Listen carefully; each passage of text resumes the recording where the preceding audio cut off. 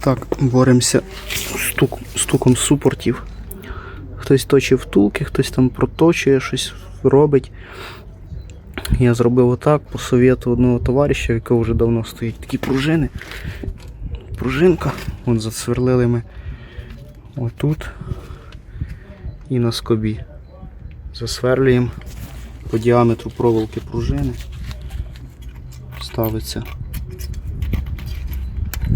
ці отвори, вставляється пружина.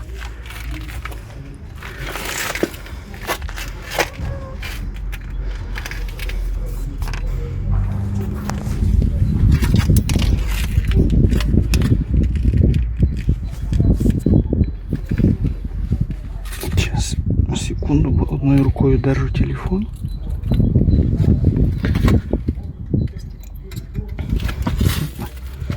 Вставляємо пружину, щоб видно було.